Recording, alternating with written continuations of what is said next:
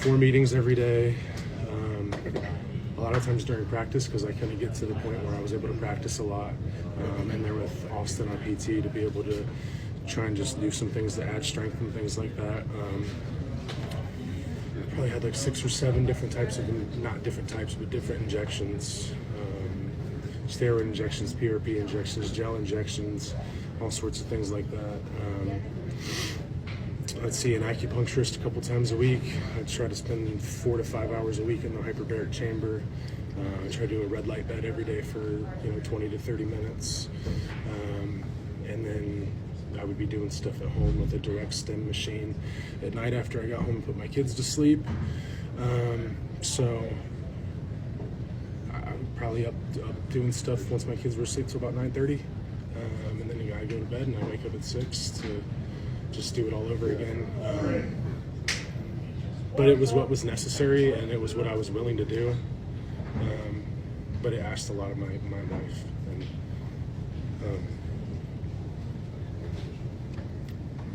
it was selfish of me, but it was what was required to fulfill the expectations of my job. So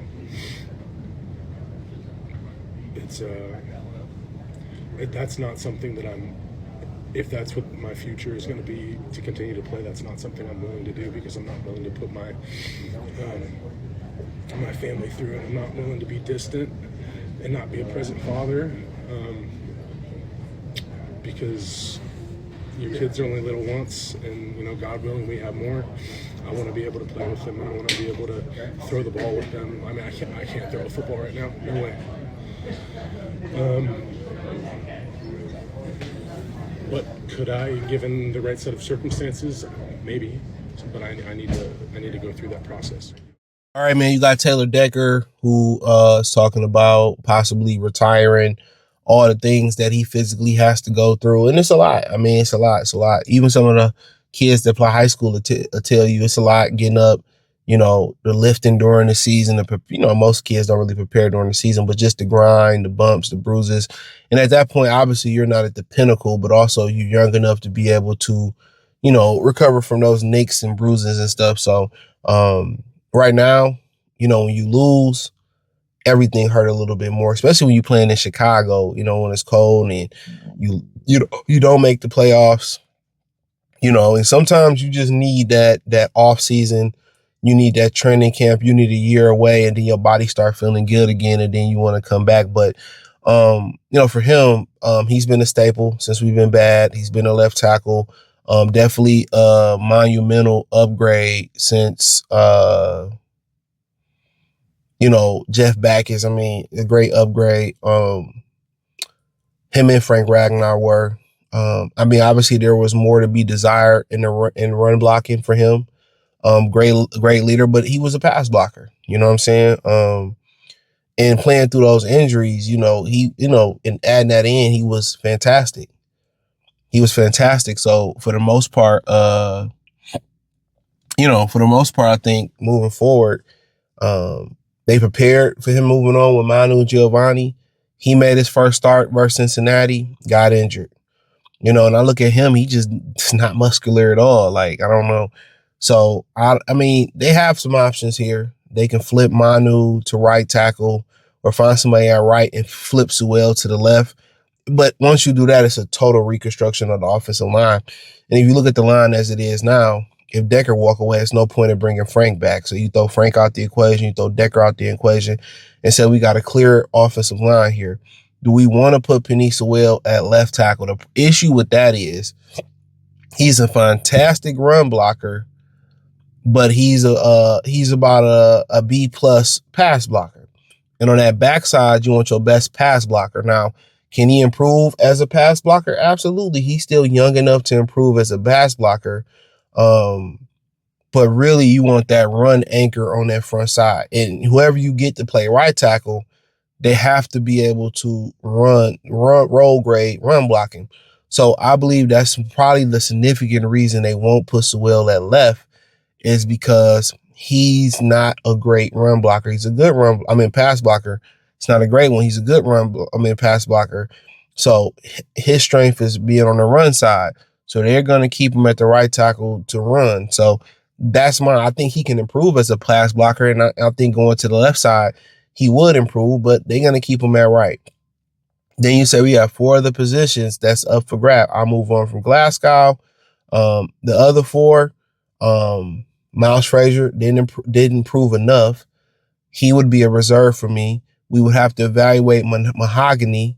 Maybe I could think about him being a reserve, and then thinking that Tate Ratledge is the next thing. Do I want to keep him at guard, center, or left guard, or, one of the two? I think, if you drafted him to be a center and you think he can be a center, you put him at center. Then my next thing is, okay, where do we plug in the left tackle position? Where do we get that from? Do we make a trade?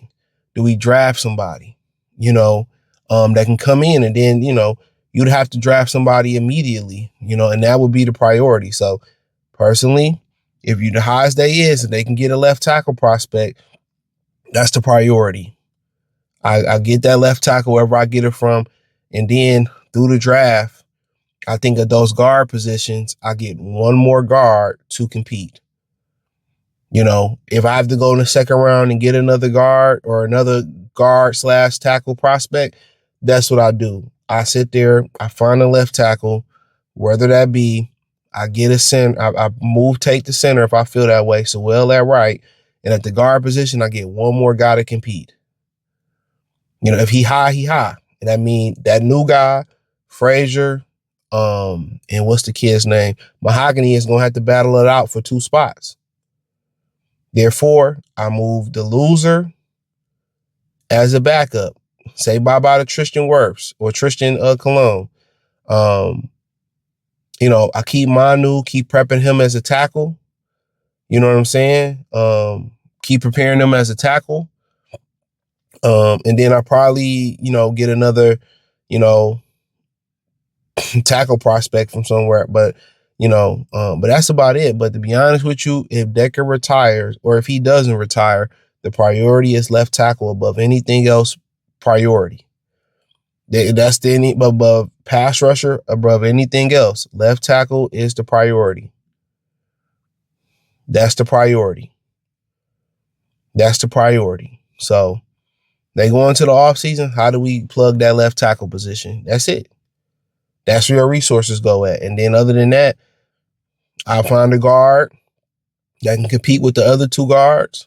And then, we rolling after that. You want depth. You don't want Tristan Cologne coming in trash. You want depth. You want premium or quality depth behind them, whether it's Frazier behind them, Manu behind them, and whoever else you can find to be behind those offensive linemen. You want quality depth. So that's just my opinion on it. But, Decker beat up. He's probably going to be somebody, if you need something happen, you need him in November, December, he ready. Because he just need time off. He probably just need a year or 2 to allow the body to heal. But that's a lot of wear and tear. It's a lot of wear and tear, playing offensive line, your fingers, your wrists, your forearms. He having shoulder issues. So I don't think people don't really understand it. But hey, let me know what you girls and guys think. Thumbs up the video, share the video, subscribe to the channel, hit the link tree.